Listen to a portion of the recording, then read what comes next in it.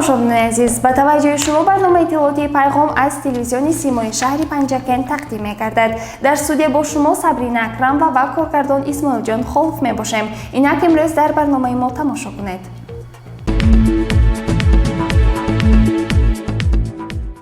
ҷаласаи навбатии ҳафтаидаи мақомоти иҷроии ҳокимияти давлатии шаҳр таҳти роҳбарии раиси шаҳр Абдухолиқ Холиқзода баргузор шуд, ки дар он масъалаҳои мухталифи шаҳру шаҳрдорӣ мавриди муҳокима ва хулосабарорӣ қарор гирифтанд. Гузориши аввалини пайғом дар ҳамин бора. дар маҷлиси ҳафтаини мақомоти иҷроии ҳокимияти давлатӣ ки он таҳти роҳбарии раиси шаҳр Холиқзода Абдухолиқ баргузор гардид, навхустин масъалаи пешгирии бемории COVID-19, пурзӯр намудани корҳои ташвиқотӣ тарғиботӣ дар ин самт, таваҷҷӯҳ ба маракаи ваксинатсия мавриди гуфтугӯ қарор гирифт. Алоқан ба ин мавзӯъ муовини якуми раиси шаҳр Муҳаммад Содиқ Сафарзода ахборот дода, оиди тадбирҳои дар ин самт андешта сухан ронд ва гуфт, ки мувофиқи нақша дар шаҳри диҳоти Панҷакен бояд 180 000 нафар сокинон ваксина гиранд. таъкид шуд, ки бояд корҳои фаҳмондадиҳӣ дар байни мардум ба кулли беҳтар ва моҳияту аҳамияти ин маърака фаҳмонида дода шавад. бартараф намудани оқибатҳои офати табиӣ аз масъалаи дигари ҷаласа буд, ки аз рӯи он муовини раиси шаҳр Шавкат Бобозода ахборот дод. раиси шаҳр Абдухолиқ Холиқзода аз рӯи ин масъала роҳбарони корхонаҳои ташкилотҳо ва аъзоёни истоати шаҳриро пурсида онҳоро вазифадор сохт, ки баъзи бартараф намудани оқибатҳои офати табиӣ бояд пайваста зери назар бошад. аз ҷумла таваҷҷӯҳи масъулон ба масъалаҳои таъмини аҳолӣ бо оби нӯшокӣ, ҷудо намудани замин барои онҳое ки манзилашон аз сел хисорот дидааст, таъмири муассисаи таҳсилоти умумии асосии рақами 38 Кушодак ва бунгоҳи тиббӣ бунёди пул равона карда, таъкид гардид, ки дар бунёди манзил барои офатзадагон 17 рӯз муайян шуда ба ин кор мутахассисон бояд ҷалб карда шаванд. ҳамчунин пешниҳод карда шуд, ки санаи 20 август нишасти матбуотӣ алоқан ба тадбирҳои андешта ҷиҳати бартараф намудани оқибатҳои сел ташкил карда шавад. иштирокчиёни ҷаласа ҳамчунин таклифи раиси шаҳр Абдухолиқ Холиқзодаро бобати ҳавасманд намудани нафарони дар бартараф намудани оқибатҳои офати табиӣ фаъол хушпазирифтанд. баъдан дар ҷаласа масъалаҳои мухталифи дигар аз ҷумла кишти такрорӣ, ғанӣ сохтани бюҷети шаҳр, кишти барвақтӣ, вобаста ба талаботи иқлим парвариш намудани ҳосил, таваҷҷӯҳ ба дурнамои кишти парвариши зироатҳо, вусъати корҳои ободонӣ, зимистонгузаронӣ, бунёди майдончаи варзишӣ дар ҷамъиятҳои деҳот, омодагии бандалеб, дастгирии дастии футболи сараф, таваҷҷӯҳи бештар ба тозагии шаҳр мавриди муҳокима ва хулосабарорӣ қарор гирифтанд. раиси шаҳр Абдухолиқ Холиқзода ҷаласаи ҳафтаворро ҷамъ намуда гуфт, ки имрӯз ки мо дар арафаи 30-солагии истиқлолияти давлатии ҷумҳурии Tojikiston қарор дорем, бояд масъулият ва нангу номуси бештар дошта бошем. дарс созем, ки ватандории баробари сухан дар амал низ бештар бошад ва бо сазовор истиқлол гирифтани солгарди навбатии истиқлоли кишвар исбот созем, ки мо панҷакентиён созанда будем, созанда ҳастем ва ҳамин тавр созанду бунёдкор хоҳем монд.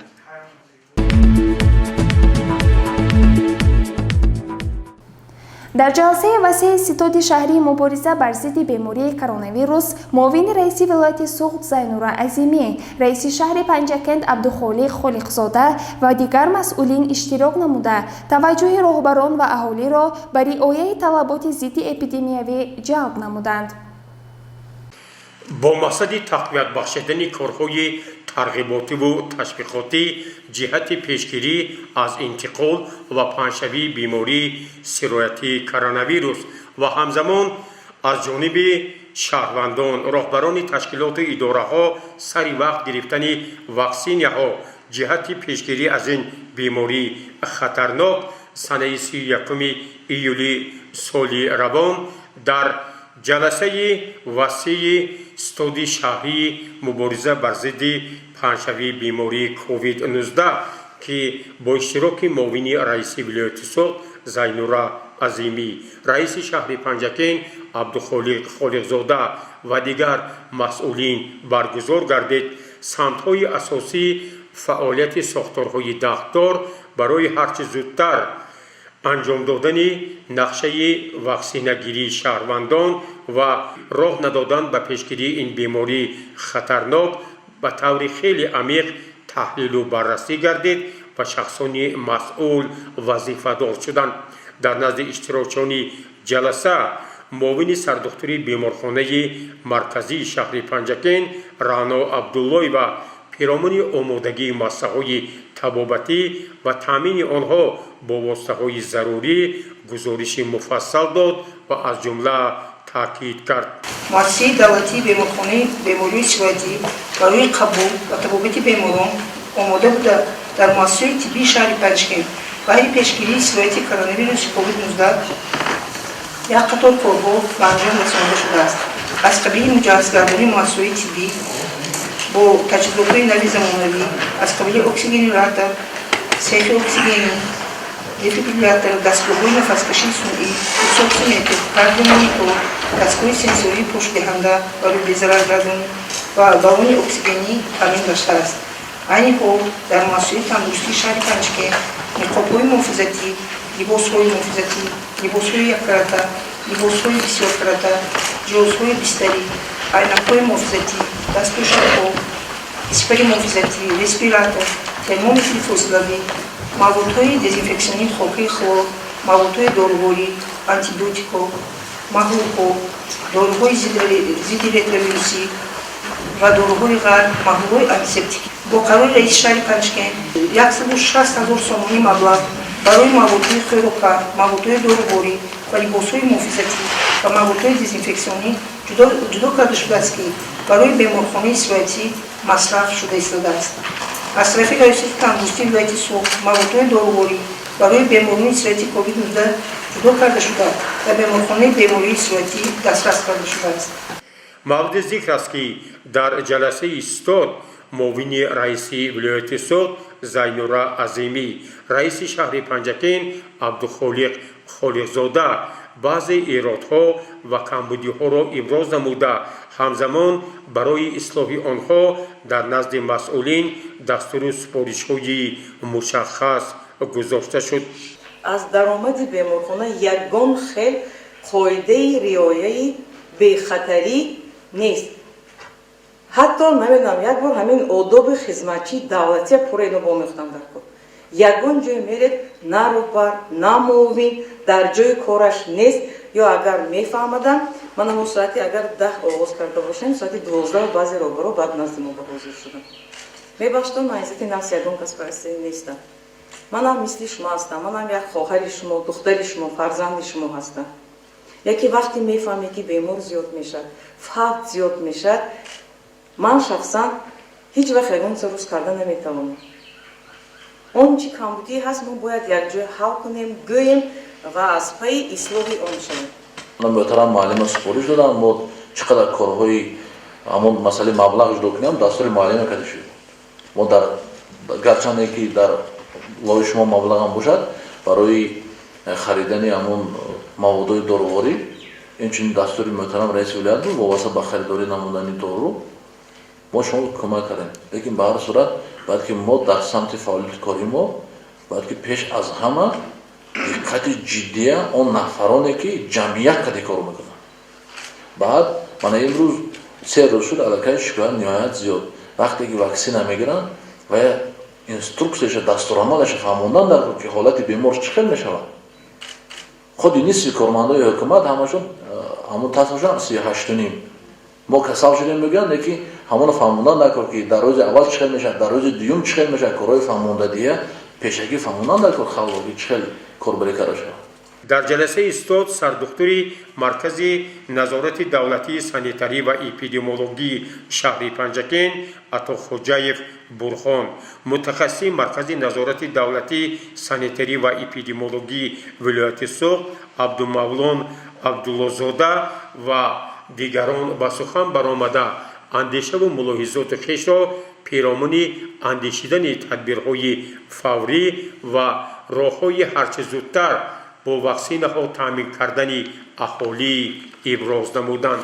از سال نولیت 06/2021 زیاده از 800 کیلوگرم مواد بی‌ضررگردانی در خیابان‌های رودکی محله‌هایی که بیمار به نظر گرفته می شود و قید گرفته می شود از طرف مرکز پورا بی‌ضررگردانده می شود و خانه‌هایی که بیمار به قید می گیرند از طرف ساختار هسپیتالی کاتسکی پیشنهاد می شود پورا اونجا بذاره گردانده میشه. این حال در تحت نظارت امبولاتوری 20 نفر بیمار قرار دارد و در تحت نظارت هسپیتالی باشد 8 نفر.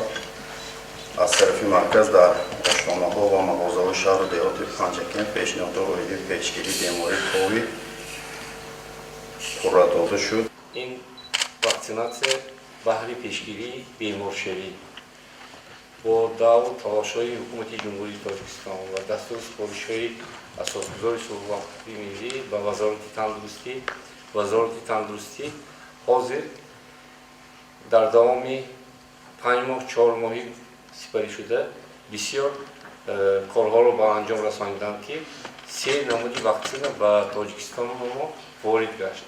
این AstraZeneca استحصال هندوستان که اختراع این شویتزاریا میگیم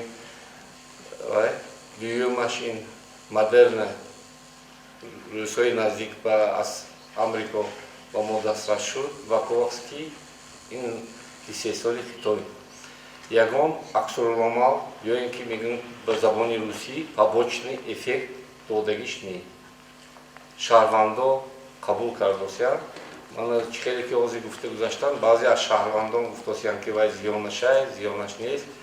این با فایده خلق ما بود. برای اینکه مسئله ایمونیزاسی میگه این تمام دولت و تمام دنیای این بیماری وبای عصر لرزان حاضر همین نکردگی آدمو بی‌نهایت خودشان رو ناراحت اسکلاسکیشون نه. چیزی که ما می‌دانیم در عموم در تاجیکستان عزیز ما 12 نمودی واکسنی که کار می‌فرمان از روز تولد و کودکی که یکمین نفس کشیده تولد می‌کند از مادر باشند 12 نمودی واکسن می‌گیرند. در جریان مجلس ایستاد معاون رئیس ولایت سوغد زینورا عظیمی و رئیس شهر پنجکن عبدالخالق خالقزاده راهبران مسئول را مورد پرسش‌های جدی قرار داده برای اصلاح کمبودی‌ها و هرچه زودتر انجام دادن معرکه واکسینگیری اهالی و همزمان وسط کارهای ترغیباتی و تشویقاتی بی‌ضررگردانی، رعایت رژه نقابی و دیگر تدبیرهایی که برای پیشگیری از این بیماری خطرناک مقرر شده است مسئولین را وظیفه‌دار کردند.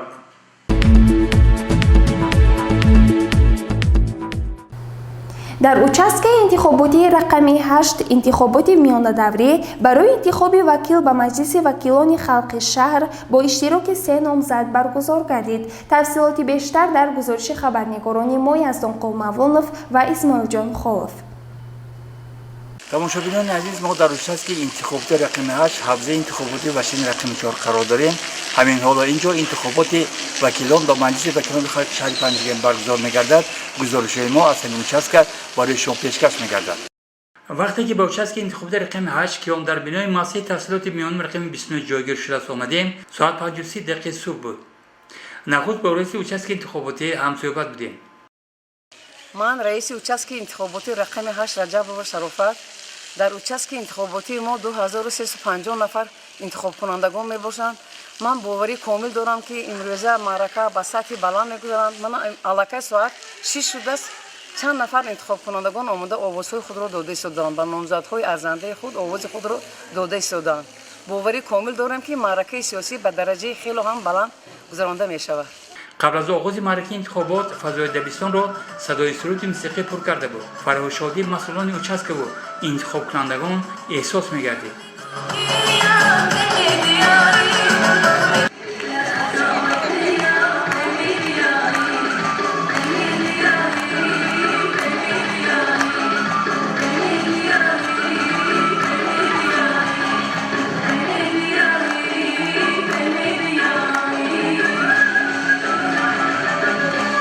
ساعت 6 انتخابات آغاز یافت و مردم پای هم به اوچسک آمده قرض شهروندی خود را بابت دستگیری نامزدهای ارزنده از بین 3 نفر اجرا می‌کردند. با اوچسک انتخابات رقم 8 نخستین شده ساکن شهر پنجکن ظریف نصرالله وارد می‌شود. حالا ما با او همصحبت می‌شویم. یکمی شده آغاز دادن به این انتخابات میخوام که نامزدی که با این اتفاق باعث شود برای خلق وطن خدمت کنم. در مرکز انتخابات سابقه‌داران و پیران روزگار دیده نیز فعال بودند و مصاحبه ما با این گفتار میتواند دلیل باشد. از محله شفتالزار و نامزدی لازمی خود آواز دادیم. معاون رئیس کمیته حزب خلق دموکراسی داستان در شهر پنجکن پروین توشیوا با جانبداری از نامزد ارزنده این حزب سخن گفت. امروز خیلی که به همگان معلوم است در участки انتخاباتی رقم 8 مکتب تحصیلی میانه عمومی رقم 29 معرکه انتخاباتی میان دوره برگزار شده ایستاده است. مردم علاقه از صبح فعالانه آمده اشتراک نموده ایستادند. در انتخابات نامزد حزب خلق دموکراسی تاجیکستان نیز نامنویس شدند و البته انتخابات آزاد می باشد، اختیاری می باشد، لیکن من باور دارم که مردم به طرفداری نماینده حزب خلق دموکراسی تاجیکستان در شهر پنجکن آواز خود را دریغ نمی‌دارند، زیرا که مقصد اساسی حزب خلق دموکراسی تاجیکستان برای پیشرفت زندگی شایسته مردم میباشد. آن روز معرکه مهم سیاسی انتخابات میان دوره وکیل به مجلس وکیلان خلق شهر پنجکن متشکلانه گذشت و در آن نامزد حزب خلق دموکراسی تاجیکستان جمعه و با اکثر آوازها از بین 3 نفر داوطلب پیروزی به دست آورد.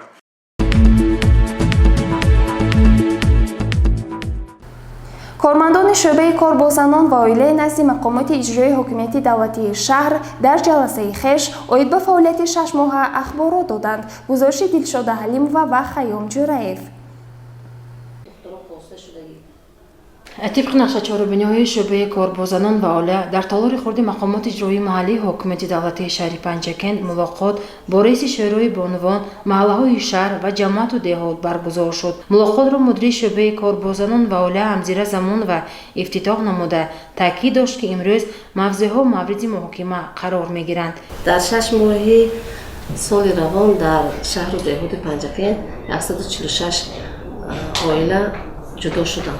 62 عریضه و 97 تعیینات سودی که با ما پیشنهاد کرده شد با همه اینها صحبت گذاشته شد با همه عائله ها و 18 نفر عائله به مراسا آورده شد و چه خودتون شاهد گشته‌تون 10 اپریل در جماعت دهات رودکی ده نکنوت و 1 نفر زن و 3 نفر فرزندش خودکشی کرد. در شهر دهات پنجکن از طرف زنها 2 تا خودکشی به قید گرفته شده است.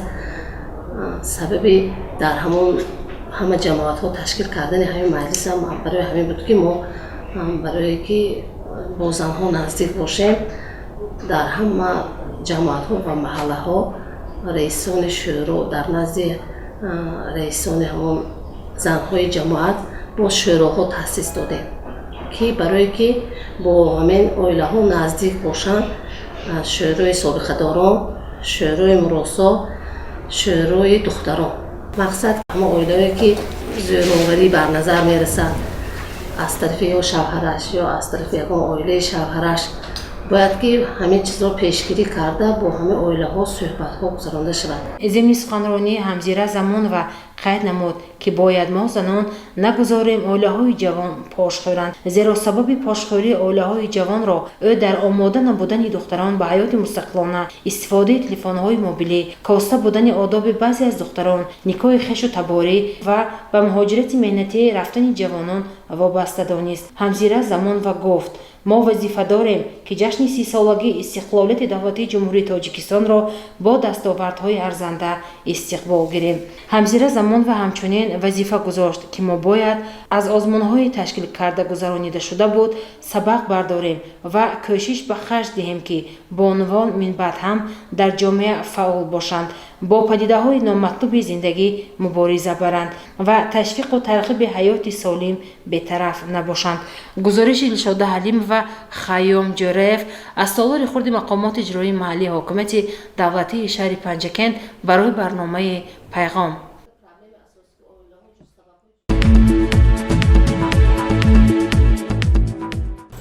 قلب انسانی نجیب صاحبکار موفق شادیبک احمدов از تپش باز ماند. به گزارش ما از مراسم جنازه توجه نمایید.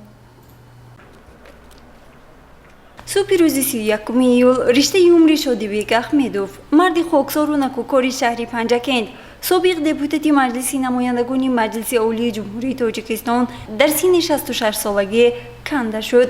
شادروان را در آرامگاهی سری کمر به خاک سپاریدند. در جنازه از تمام گوشه و کنار کشور مهمانان حضور داشته معاون یکم رئیس شهر پنجکند سفرزاده محمد صادر به واسطه خود شرکت نموده و از جانب رهبریت مقامات اجرایی حاکمیت دولتی شهر به فرزندان و نزدیکان مرحوم صبر جمیل خواست. همگان از خاکساری و نکوکاری شادیبگ احمدوف سخن می گفتند. امام خطیب مسجد جامعه به نام محمد بشارا محمد امین غفاروف چنین اظهار داشت. یک مرد بودن که همیشه منفعتشون برای خلق و ملت میرسید. همیشه یک مردی بودن گشتند که در وظیفه های بلند کار میکردن لیکن خیلی خاکسار بودن. یک مرد دانشمند و یک مرد خوب بودن که بعد از خودشون نیز فرزندان خوب تربیت کردند. فرزندانشون همیشه منفعتشون برای خلق و جمعیت و وطن میرسد. برای آبادی شهر ما، برای آبادی وطن ما، برای آبادی خانه خدا هم دستشون رسیدگی است. البته در این دنیا آمدن با امر خداوند است و زندگانی کردن و با نام نیک رفتن از این دنیا برای هر یک کس لایق نمی شود. انسان حرکت میکند که باید که یک با آبروی و با ایمان و با عزت و با نام نیک از این دنیا برود. بهترین نعمت همین است. ابو علی سینا رو پرسیدن که ای شیخ الرئیس تو یک عالم جهانی هستی او از خدا چی طلب داری؟ گفته است که تنی صحت و نام نیک. مرگ نو به هنگام این مرد نجیب تلفاتی بزرگ است بهر پیوندان و نزدیکان. مرحوم سنه 1 ینوری سال 1955 در دهه نیکنات جماعت دهاتی رودکی تولد شده. پس از ختم مکتب میانه به دانشگاه اگراری تاجیکستان داخل گردیده. بعد ختم دانشگاه به زادگاه خود برگشته و از روی اختصاص خود فعالیت نموده است. شادیبگ احمدوف در اکثر ساحه‌ها کار کرده است. او فعالیت کاریش را به حیث اگرونوم از کلخوزی به نام رودکی آغاز نموده است.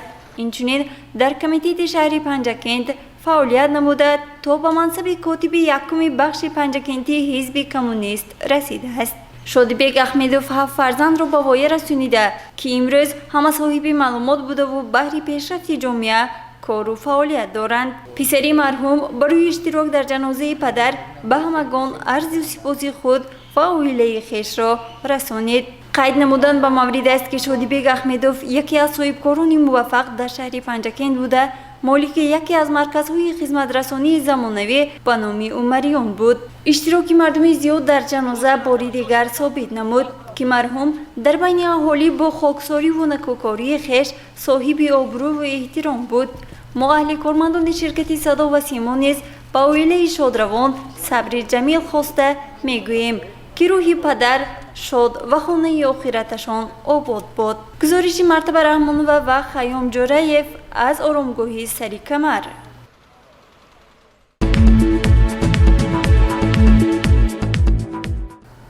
тамошобинони азиз ва ҳоло ба чанд эълон таваҷҷӯҳ намоед. муассисаи давлатии рекламаи берунӣ, ороишӣ ва ҷарроҳонкунии шаҳри Панҷакент ба таваҷҷӯҳи роҳбарони ташкилоту идораҳо, ширкатҳо, соҳибкорону тоҷирон, раисони ҷамоатҳои деҳот, маҳаллаҳои шаҳр ва ҳамаи истифодабарандагони рекламаи берунӣ мерасонад, ки мутобиқи моддаи 14 Қонуни Ҷумҳурии Тоҷикистон дар бораи реклама, Қонуни Ҷумҳурии Тоҷикистон дар бораи низоми иҷозатдиҳӣ, маводҳои рекламавӣ, маълумотҳои визуалӣ, номалавҳаҳои мунаввар ва дигар иттилооти рекламавӣ бояд ба расмият дароварда шавад.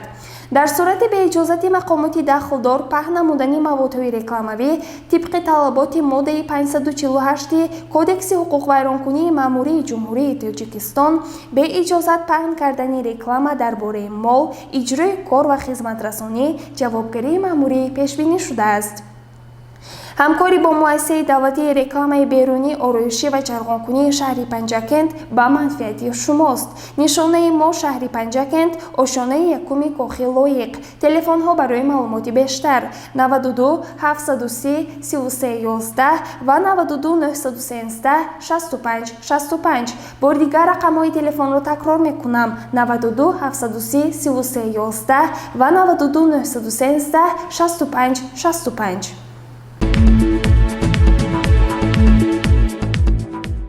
маъмурияти корхонаи давлатии фаръии обтаъминкунӣ ва канализатсияи шаҳри Панҷакент барои ишғоли вазифаҳои зерин озмун эълон менамояд.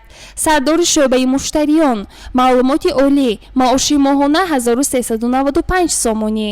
Машинист, оператори пойгоҳи обкашӣ, маълумоти миёнаи махсус, маоши моҳона 842 сомонӣ.